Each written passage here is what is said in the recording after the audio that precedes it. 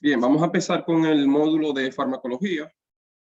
Como todos sabemos, la farmacología es la rama de la ciencia médica que se encarga de estudiar los fármacos, su bioquímica, su concentración, su biodisponibilidad, su metabolismo, su excreción y todo lo demás. Para iniciar en la farmacología debemos dominar algunos conceptos que son básicos y que son preguntados en los exámenes de este país. Y que siempre entran en confusión. ¿Qué es lo que es farmacodinamia? ¿Qué es lo que es farmacocinética? Bueno, la farmacodinamia estudia la concentración del medicamento en el organismo en función del tiempo y la dosis. Por ejemplo, esto lo que estudia es, si yo pongo 300 miligramos de acetaminofén, ¿cuál es su vida media? ¿En qué tiempo puede llegar al torrente sanguíneo? ¿Cuánto puede durar su efecto? ¿Cuál es el tope del medicamento en efecto? O sea, eso es lo que estudia la farmacodinamia. No estudia metabolismo, ni bioquímica, ni transformación del fármaco. No estudia la formación del fármaco. Simplemente estudia la función la concentración del fármaco en el organismo en función al tiempo y la dosis. Ahora, la farmacocinética es la que se encarga de estudiar los efectos bioquímicos y fisiológicos que sufre el fármaco en el organismo. Entonces, esta abarca la absorción, la distribución, el metabolismo y su excreción. ¿Ok? Que no se confundan esos dos términos, que le pueden hacer preguntas de eso. Entonces, como su nombre lo dice, absorción no es más que el paso de un fármaco del exterior hacia el medio interno. Por ejemplo, si usted se toma una pastilla, un ácido acetilsalicílico, una aspirina, la pastilla está en el sistema gastrodigestivo, pero no está en la sangre donde tiene que estar para que ejerza su función. Entonces, el fármaco, cuando se metaboliza, pasa por el hígado y luego al torrente sanguíneo, pues entonces ya se absorbió. ¿Ok? Hay medicamentos que no tienen que absorberse, sino que pasan directamente al torrente sanguíneo, como lo que ustedes ponen endovenoso. No sufren absorción, sino que usted lo está poniendo directamente. Igual pasa con los fármacos que usted pone sublingual, que pasan directamente al torrente sanguíneo. Por lo tanto, son fármacos que no pasan por el primer paso. Bien. La distribución se distribuye en la sangre y tejidos. O sea, como un fármaco cuando entra al torrente sanguíneo, entonces, ¿qué hace? ¿A dónde se va?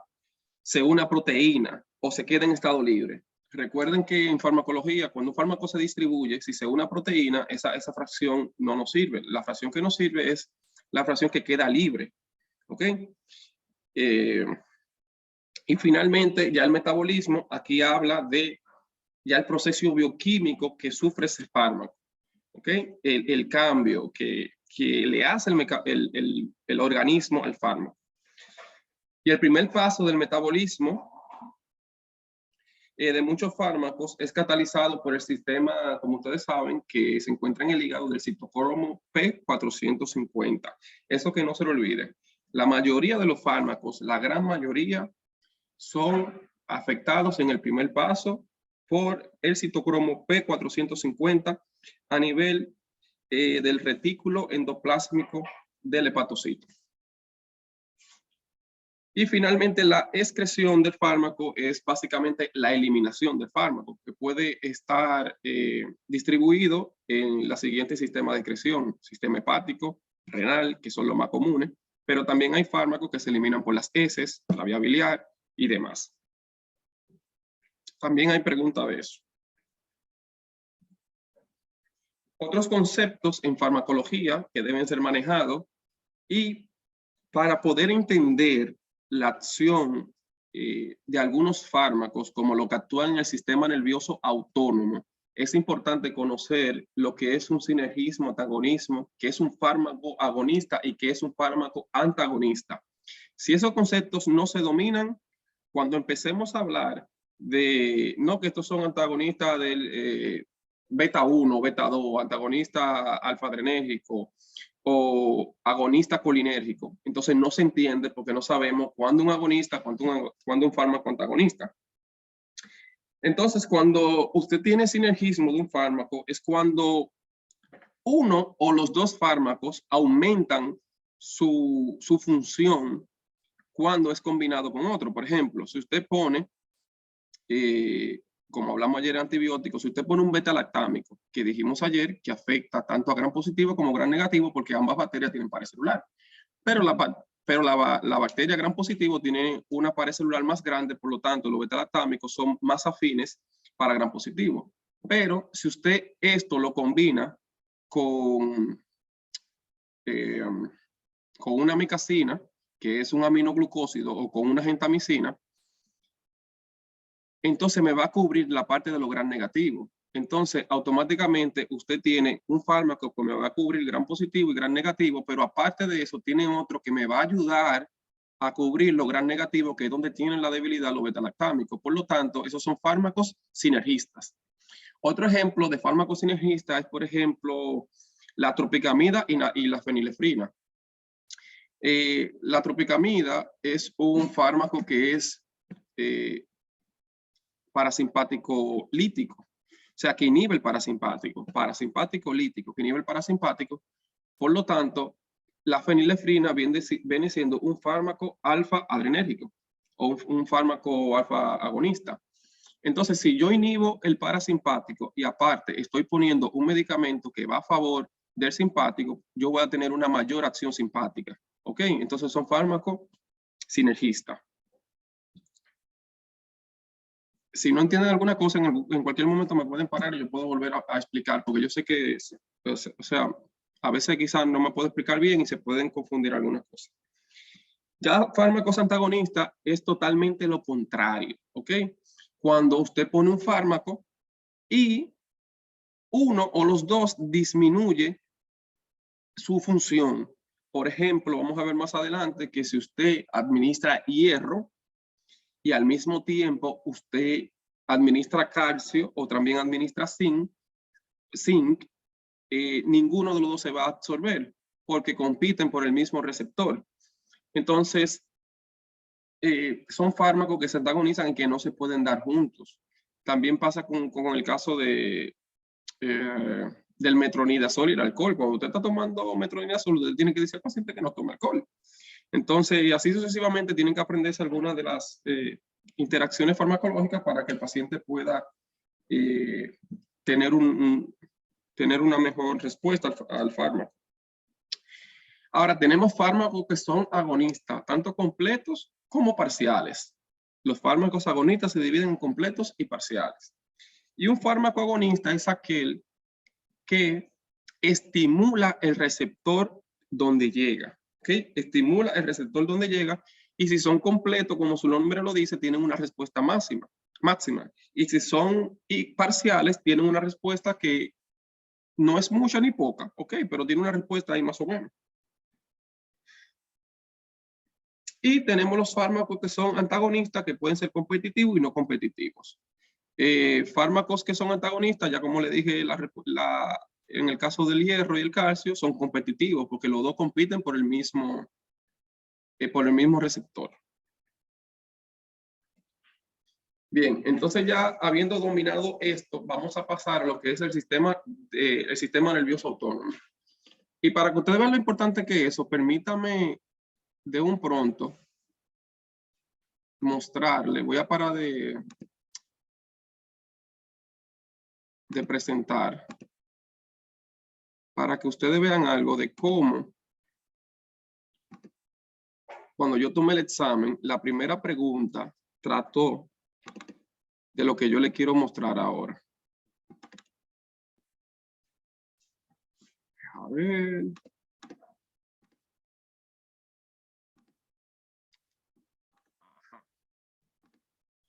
Miren aquí.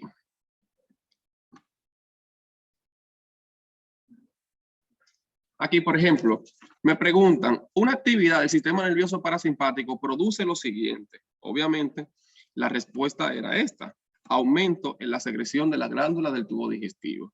Entonces, muchas veces ponen preguntas del sistema nervioso simpático. ¿Qué hace, por ejemplo, a nivel cardíaco? Aumenta la frecuencia cardíaca. Y el parasimpático la disminuye. Pero también le puede preguntar a nivel del sistema gastrointestinal, a nivel de la vasculatura periférica, a nivel de músculo, detrusor y muchas otras cosas más. O sea que en relación a esto hay muchas preguntas. Entonces, lo que usted va a hacer es que ahora, de memoria, cuando yo le presente eso, si usted quiere le puede tirar una foto, usted se me va a aprender esto de memoria, porque de aquí salen preguntas y le van a salir. Por ejemplo, este es el sistema nervioso autónomo simpático, ¿ok? La parte simpática. Déjeme decirle que el sistema nervioso se divide, el autónomo, perdón, el sistema nervioso autónomo se divide en un simpático y un parasimpático. El neurotransmisor preganglionar, o sea, antes de llegar al ganglio, para los dos, tanto simpático como parasimpático, es la acetilcolina. ¿Ok? La acetilcolina y para... perdón, noradrenalina. Y preganglionar, olvídense de eso, lo que yo estoy diciendo. Preganglionar es la acetilcolina para ambos. Y postganglionar, cuando pasa en el ganglio, ya la adrenalina se queda para el sistema nervioso simpático y la acetilcolina para el sistema nervioso parasimpático. ¿Ok? Entonces aquí estamos en el sistema nervioso simpático. El simpático tiene dos receptores. Tiene receptores alfa y tiene receptores beta. Alfa 1 y alfa 2 y beta 1 y beta 2. ¿Ok? Entonces, fíjense aquí que yo le puse que en el tejido, el alfa 1, por ejemplo, en el músculo liso, va a producir vasoconstricción. En la musculatura lisa geniturinaria va a producir contracción uterina, esfínter vesical y la eyaculación. En el hígado va a producir gluconeogénesis y glucólisis. La musculatura lisa intestinal va a producir relajación. En el corazón, aumento de la contractilidad y en la pupila midriasis. Quiere decir que si yo pongo un fármaco que es alfa adrenérgico, alfa 1 adrenérgico, yo voy a tener estas respuestas. Yo voy a tener ya sea vasoconstricción, yo voy a tener contracción uterina, o voy a tener una midriasis. Por ejemplo, en el caso de la oftalmología, que es donde yo me manejo, nosotros ponemos fenilefrina para dilatar la pupila.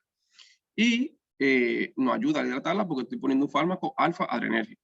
Ahora, si usted pone adrenalina, por ejemplo, que también es un fármaco alfa adrenérgico, usted va a entender qué va a pasar. Va a pasar que va a haber un aumento de la contractilidad cardíaca y un aumento de la frecuencia cardíaca. Y también va a haber vasoconstricción, porque son fármacos alfa adrenérgicos. Bien, el alfa 2, vamos a tener en la célula pancreática, vamos a tener una disminución de la secreción de insulina. Y las plaquetas, vamos a tener agregación plaquetaria. En la musculatura lisa vascular vamos a tener una vasoconstricción.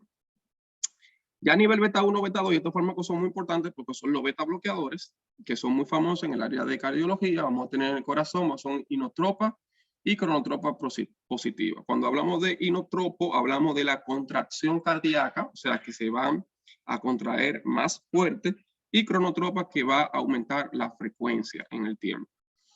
Bien, y en las células justaglomerulares va a haber un aumento de la secreción de renina. Esta es una pregunta también de examen que más adelante lo vamos a ver, pero ya se lo dejo de paso. ¿Dónde es la producción de renina? Bueno, la producción de renina se produce a nivel renal de las células justaglomerulares. Eso se pregunta mucho. Los beta 2 en las células pancreáticas vamos a tener un aumento de la liberación de insulina. En la musculatura lisa vascular y bronquial, gastrointestinal y geniturinaria vamos a tener vasodilatación, broncodilatación, relajación del músculo detrusor y relajación uterina.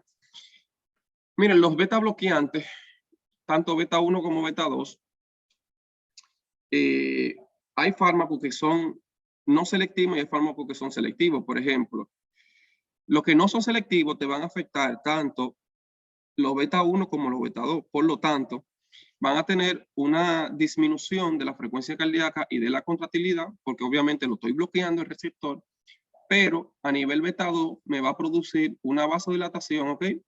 Broncodilatación, perdón, cuando bloqueo el receptor me va a poner, si el beta me produce una vasodilatación, pues entonces lo bloqueo, me va a producir una vasoconstricción. Si lo bloqueo, me va a producir una broncoconstricción y me va a producir una constricción del músculo detrusor. Esto tanto no me interesa, pero estos dos sí. ¿Por qué? Porque tienen que tener en cuenta que los beta bloqueantes están contraindicados en los pacientes asmáticos.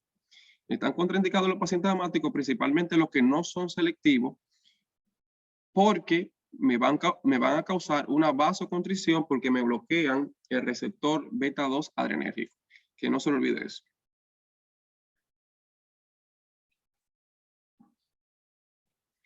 Ya para el sistema nervioso parasimpático, entonces en el aparato cardiovascular, obviamente, si el simpático me causa una cosa, pues el parasimpático me va a causar totalmente lo contrario. Entonces, si usted inhibe uno de los dos, el otro se va a quedar funcionando o hiperfuncionando. Ellos trabajan como un tira y jala, tira y jala, tira y jala. Si usted inhibió uno, pues la respuesta que usted va a tener es en función al otro. Por ejemplo, si usted inhibe el parasimpático, la función que usted va a tener es una función simpática. Y si inhibe el simpático, la respuesta que usted va a tener es una respuesta parasimpática, porque al inhibir uno de los dos sistemas, el otro queda predominando. Y eso es en lo que se basa la farmacología. Entonces, en el aparato cardiovascular vamos a tener que disminuye la frecuencia cardíaca, los impulsos a través de la musculatura articular, duración del periodo refractario y la velocidad de conducción del nódulo aurículo-ventricular. En el aparato gastrointestinal aumenta el tono de la musculatura lisa gastrointestinal, estimula el peristaltismo, relaja los esfínteres gastrointestinales y aumenta la secreción de gastrina, secretina e insulina. Tienen que tener eso pendiente porque cuando usted acaba de comer y luego usted se tira a una piscina o a una playa, usted inhibe el sistema nervioso parasimpático, porque obviamente el cuerpo tiene que defenderse, el cuerpo no se quiere morir, el cuerpo entiende que se va a hundir, entonces inhibe el parasimpático y se pone en acción, se pone en alerta y activa el simpático. Y por eso que tu abuelita tenía razón y te decía, muchacho, tú acabas de comer, no te tires a la piscina, porque obviamente se inhibe el sistema nervioso parasimpático, entonces la digestión se paraliza. En el aparato genitourinario, entonces aumenta el peristaltismo uretral, contrae el detrusor y el esfínter vesical. Y en el aparato respiratorio, causa broncoconstricción, estimulación de la secreción bronquial. Entonces, yo cuando voy a responder una pregunta de eso, como son muchas cosas, yo lo que pienso que me están dando una carrera. Que me van a dar una carrera y yo cuando me van a dar una carrera yo me pongo simpático. Entonces, si tú te pones simpático, quiere decir que tú te pones en alerta. Entonces, ¿cuáles son las cosas que pasarían si yo me pongo en alerta? Si una gente va atrás de usted con un palo. Entonces, lo primero que me pasa a mí por la mente es que las pupilas se me dilatan. Obviamente las pupilas se dilatan porque usted tiene que ampliar su campo visual. Tiene que ampliar su campo visual y la pupila automáticamente se dilata. La saliva, ¿qué pasa con la saliva cuando el sistema nervioso simpático actúa? Obviamente eso se frisa. La saliva te deja de salivar. El tracto gastrointestinal, si estaba en digestión, entonces se paraliza. La digestión se para. Porque usted no puede empezar a correr y también tener un peristaltismo intestinal. No, eso se para. Entonces, si usted tenía deseo de hacer pipí, a usted se le olvida porque usted le está dando una carrera. Entonces, ¿entiende? ¿Y qué pasa a nivel cardíaco? Obviamente la frecuencia cardíaca aumenta porque yo necesito más sangre para los tejidos en dado caso de que mis músculos lo necesiten porque voy a necesitar oxígeno porque estoy corriendo. Y si yo me corto, entonces cuando yo bote sangre voy a botar poca sangre porque los vasos están contraídos, los vasos están más pequeños. Entonces, cuando usted vaya a responder una pregunta al sistema nervioso simpático, piense que le están dando una carrera y piense en la cosa que haría su cuerpo. Ahora, cuando usted vaya a responder una pregunta simpática, parasimpática, piense que usted está en la playa, en un chelo, bebiéndose un agua de coco. Usted está relajado, entonces su frecuencia cardíaca, ¿cómo va a ir? Va relajada, los vasos sanguíneos van a estar dilatados, ¿ok? La contractilidad cardíaca va a estar suave porque usted está en la playa, usted está relajado. Usted va a empezar a hacer digestión tranquilito, sin problema, ¿ok? Usted puede empezar a hacer pipí sin problema también, porque usted ya está ahí bebiéndose una agüita de coco. Y usted puede respirar tranquilamente, ¿ok? Puede respirar tranquilamente. Creo que eso se entendió. Entonces, vamos a empezar hablando de los agentes dopaminérgicos. Bien.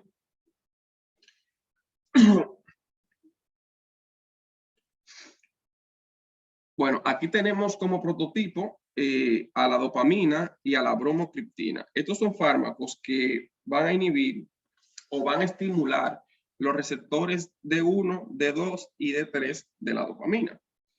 Dicho sea de paso, les voy a dar un booster que en los pacientes con enfermedad de Parkinson, la dopamina se ve afectada porque hay una afectación de la sustancia negra a nivel cerebral y entonces el paciente no puede controlar su movimiento. Entonces, tengan eso en cuenta, un paciente con Parkinson tiene afectada la dopamina por el locus nigrans, el núcleo negro que ahí donde se produce y está afectado. Ok, entonces la dopamina, como le decía, a dosis normal va a estimular los receptores beta 1 y a dosis alta los receptores alfa 1. Y usted lo puede usar en caso de shock, insuficiencia renal, insuficiencia cardíaca y ascitis refractiva. ¿Por qué la dopamina afecta los receptores alfa adrenérgicos? Porque la dopamina es un precursor de la noradrenalina, que no se olvide eso tampoco. La dopamina es un precursor de la noradrenalina, por lo tanto, estimula los receptores alfa adrenérgicos. Y algo importante que quiero tener en cuenta, que tengan en cuenta, que es la bromocriptina. La bromocriptina, al igual que la dopamina, es un antagonista dopaminérgico y es selectivo del receptor D2. Esto va a inhibir la secreción de prolactina y va a disminuir la producción de la hormona de crecimiento. Como ustedes sabrán, cuando dimos esta clase de hormonas, ay Dios mío, me olvidó,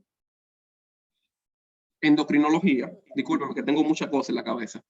Cuando dimos el módulo de endocrinología en la universidad, se dieron cuenta que en la hipófisis anterior se producen varias hormonas.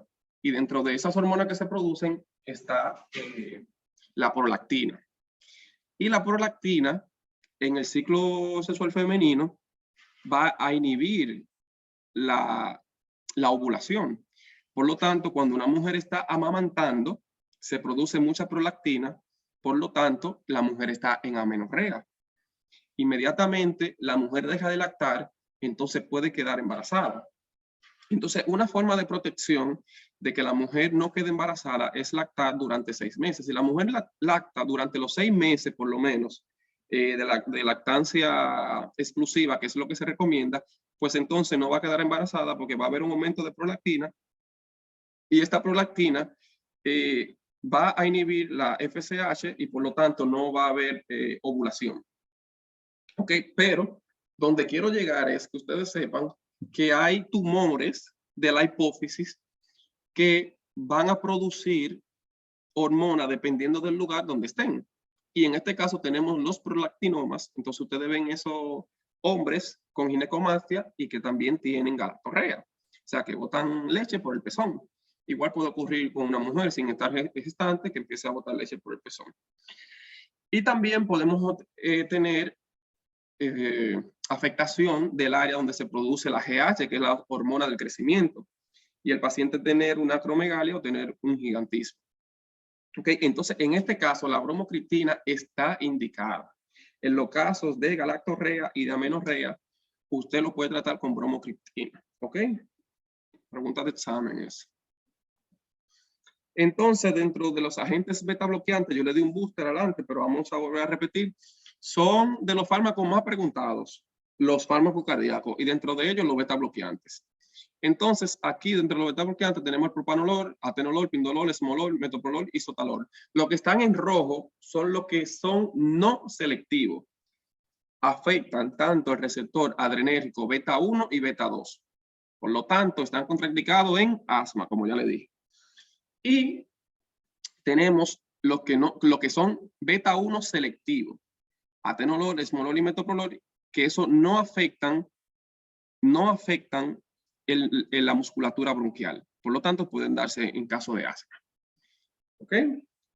Entonces, el propanolol lo utilizan mucho los cirujanos o los residentes en cirugía, porque es un fármaco muy importante que ayuda al temblor esencial. Eso usted se lo puede guardar por usted mismo si usted quiere hacer cirugía. No creo que se lo pregunte en un examen, pero el día que usted quiera, si usted quiere ser cirujano y usted sabe que usted tiembla, porque todo el mundo tiembla, hermano, todos los cirujanos tiemblan, y después con el paso eso se va como quitando o a algunos se le queda un poquito más, pero todo el mundo tiembla porque nadie está acostumbrado a rajar una gente. Y usted se puede dar un toquecito de propanolol para ayudarse en ese caso, porque ayuda al temblor esencial. También un fármaco utilizado para la hipertensión arterial, para el angor o angina de pecho. También se utiliza en el infarto agudo del miocardio.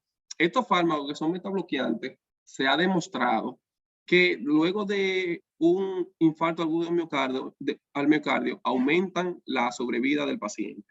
Bien, entonces un paciente con IAM no se puede quedar sin betabloqueantes.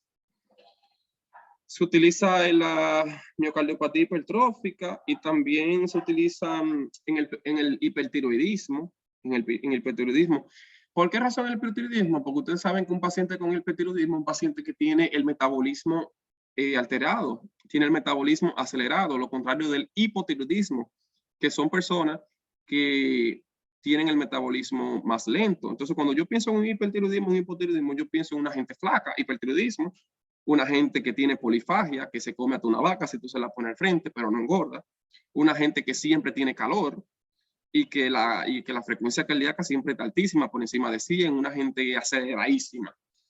Y cuando yo pienso en una gente que tiene hipotiroidismo, entonces yo pienso en una gente gordita, principalmente mujeres, que la gente lo critica muchísimo. Yo no sé por qué se critica tanto mujeres con mujeres, pero esas mujeres por lo general, por más dieta que hagan, nos rebajan. Por eso es que si usted es gordito y usted hace dieta, estudiese la hormona tiroides, que posiblemente usted tenga un hipotiroidismo. Son personas lentas, que le da brega pararse de la silla, que no tienen ánimo. Son personas que le da mucho frío, ¿ok? Y son personas tranquilas, pero es por su hormona tiroidea que están bajas en una condición clínica, una condición de salud.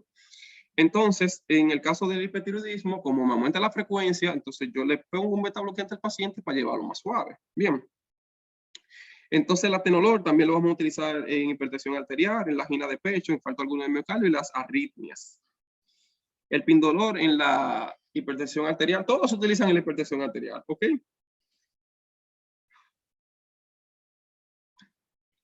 Seguimos. Entonces, tenemos fármacos que son... Otra cosa que le iba a decir, yo muchas veces en las presentaciones yo no pongo todos los fármacos, pongo un ejemplo, lo más usado, lo más famoso de algunos, porque son muchos. Entonces, tenemos los fármacos que son tanto alfa y beta bloqueantes.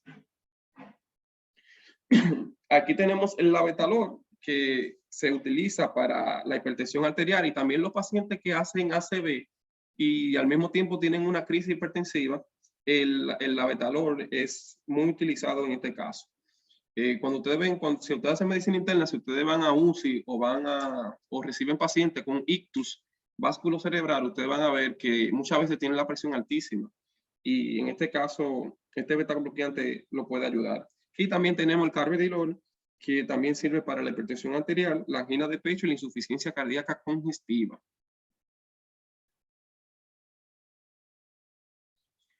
Vamos a entrar a los antagonistas dopaminérgicos. Recuerden que un agonista es quien estimula el receptor, y un antagonista que bloquea el receptor. Entonces vamos a hablar de lo que bloquea el receptor de la dopamina. Y en este caso tenemos el prototipo que es la metoclopramida, muy utilizado en el ámbito clínico, ya que la metoclopramida se puede utilizar para la gastroparesia diabética, y también, como ustedes saben, un antiemético, que para eso que la gran mayoría de las personas lo utiliza.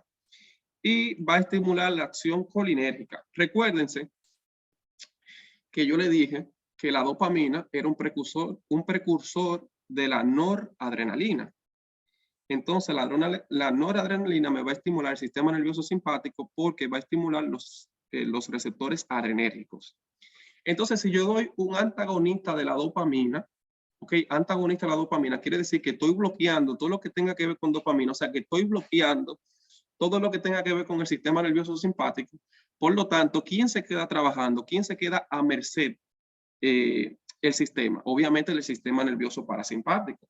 Por lo tanto, este medicamento va a favorecer al vaciamiento gástrico y va a aumentar el tono del esfínter esofágico inferior. ¿Ven? Entonces ya saben que como, sabiendo no solamente la primera parte, ya de que yo escucho un fármaco que es antagonista colinérgico, un fármaco antagonista o antagonista colinérgico, ya yo sé más o menos cuál va a ser la respuesta, con solamente saber la base. Si se sabe la primera diapositiva del inicio, si se la aprenden de memoria bien, no se la embotella, se la aprenden bien. Cuando vean un fármaco, solamente pensar y van a saber automáticamente cuál es la acción de ese fármaco. Entonces vamos a hablar los inhibidores de la acetilcolinesterasa. En este caso tenemos a la fisotecmina, la ribastigmina y el donepezilo. Estos fármacos son utilizados para el Alzheimer, interrupción del bloqueo neuromuscular tras la anestesia general. Los anestésicos, los anestesiólogos, cuando le van a dar anestesia general a un paciente, principalmente, vamos a ver más adelante, que utilizan succinilcolina y también utilizan la cumarina. Estos bloquean el receptor de la acetilcolina. La acetilcolina es un neurotransmisor.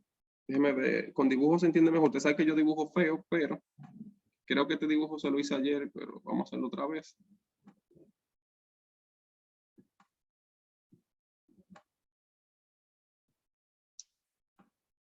Okay, yo creo que así se entiende mejor.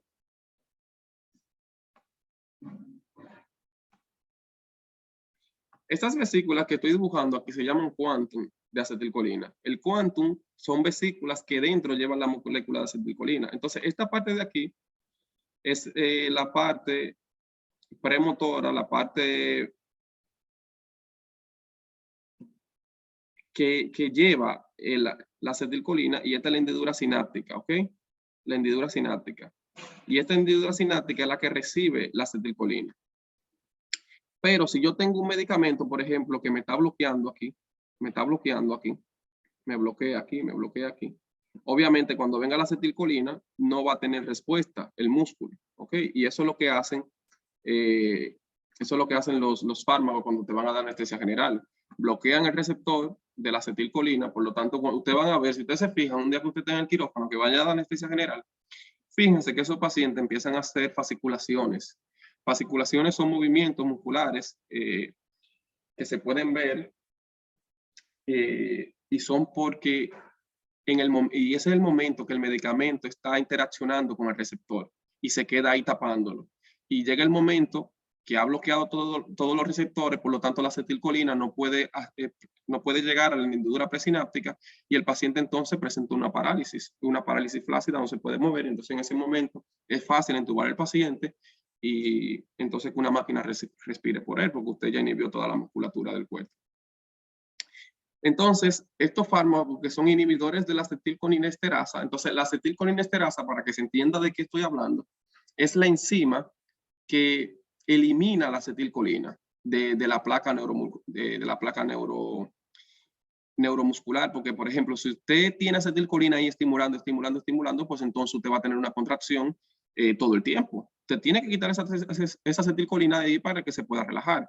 Y de eso se encarga la acetilcolinesterasa. Entonces, si usted da inhibidores de la acetilcolinesterasa, que es la enzima que elimina la acetilcolina, entonces usted está promoviendo que la acetilcolina dure más tiempo viva, o sea, por así decirlo, dure más tiempo trabajando.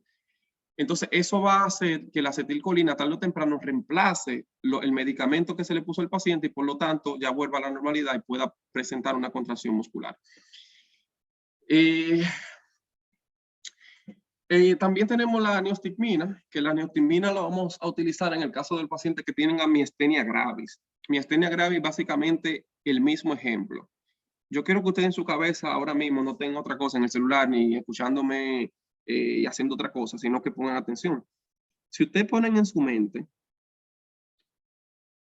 que hay dos cables, que un cable lleva al otro la electricidad, que en este caso la electricidad viene siendo la acetilcolina,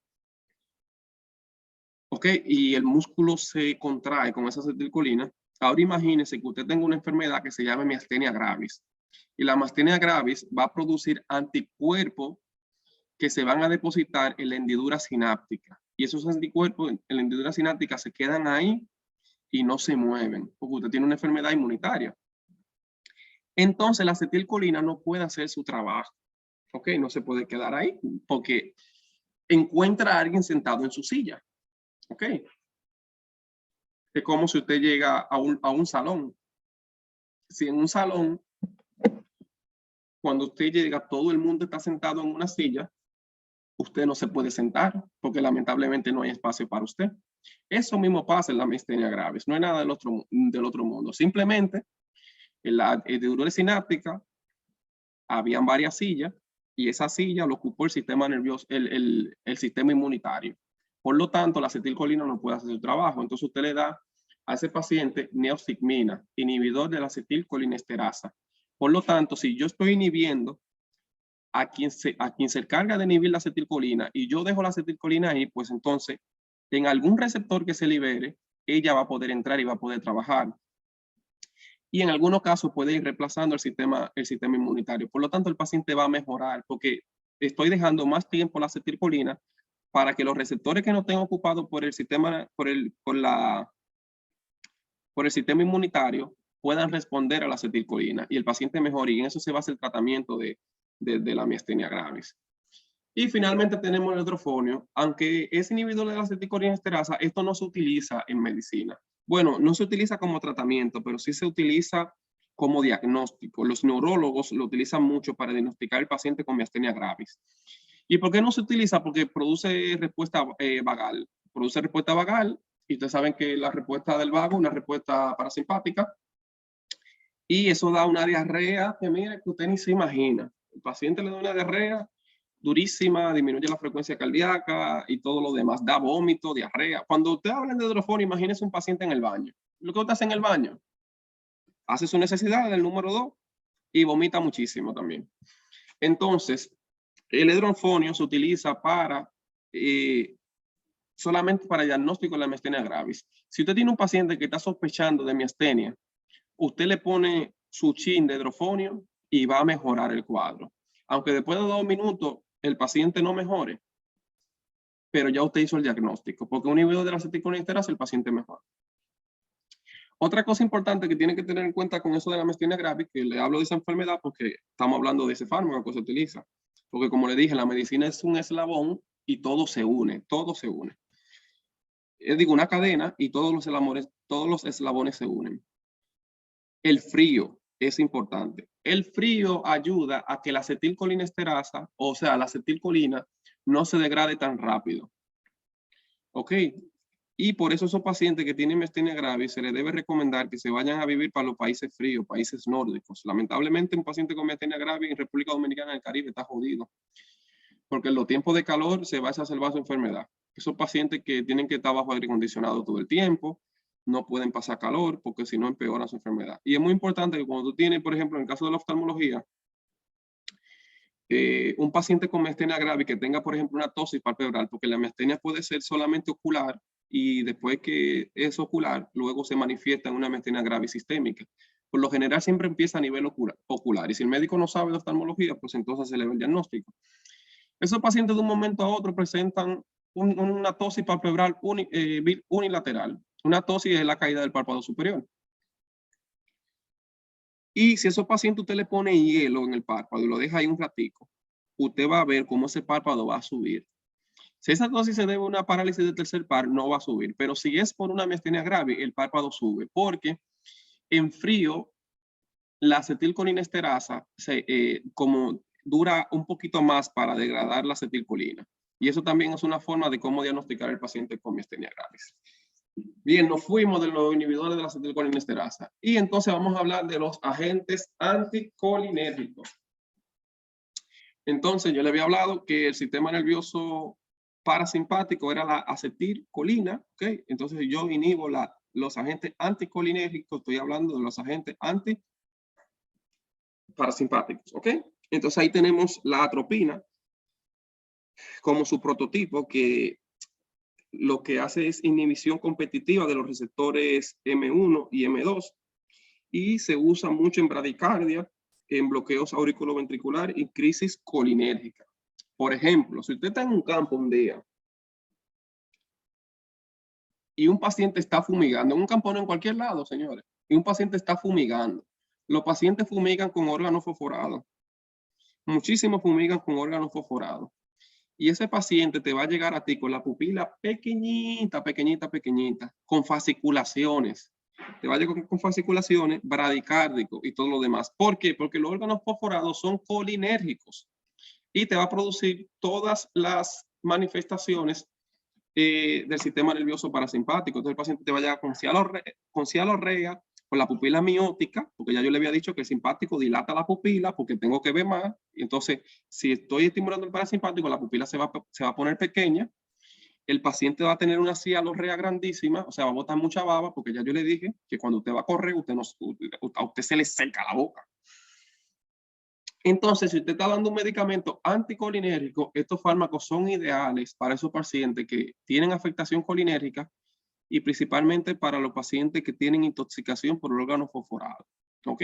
Llega un paciente, ¿qué usted estaba haciendo? No, él estaba fumigando y goteó. Entonces, lo primero que usted tiene que hacer es quitarle la ropa a ese paciente, encuerarlo, sin miedo, que en medicina se encueran los pacientes. Yo no sé, del único país donde un paciente va a la consulta y el médico no te encuera. El médico no te desnuda. Esto es increíble. Los pacientes se evalúan desnudos.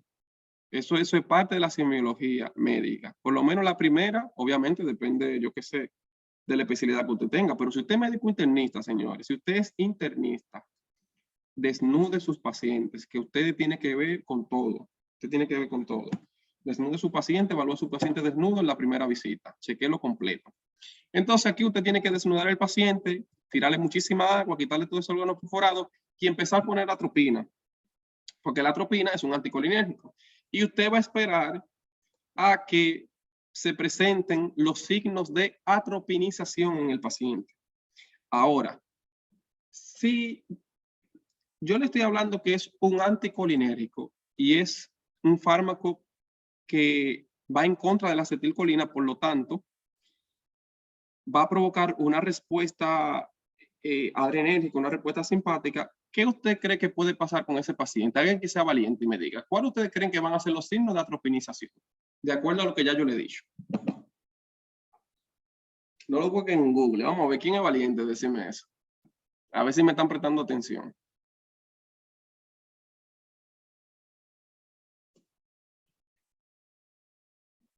Vamos, Talina, perdón. Va a haber dilatación de la pupila. Bien, sigue, ¿qué más? Excelente. Dilatación de la pupila. Signo así como tal, sudoración. No, la sudoración. No, la sudoración, recuérdate que el simpático seca todo, seca la saliva, seca todo.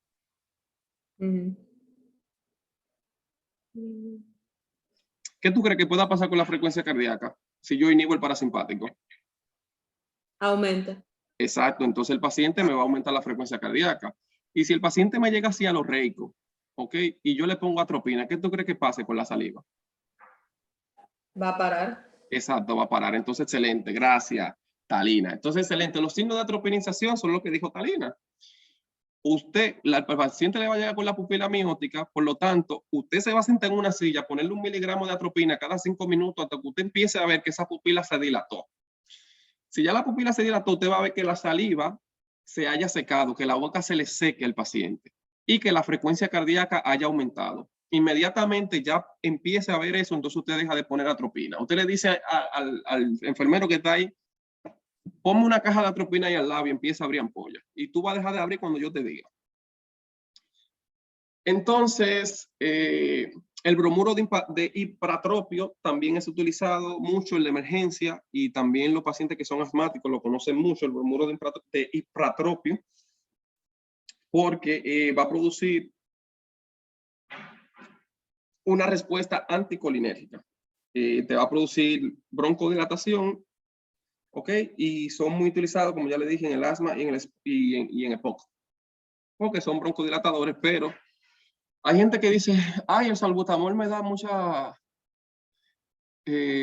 me aumenta la frecuencia cardíaca. El bromuro de ipratropio lo hace en menor medida, pero también aumenta la frecuencia cardíaca, aunque lo hace lo hace como más leve, ¿ok? ¿Qué más yo tengo que decir de aquí, de la atropina? Ah, importante, la atropina es muy utilizada en gastroenterología, cuando le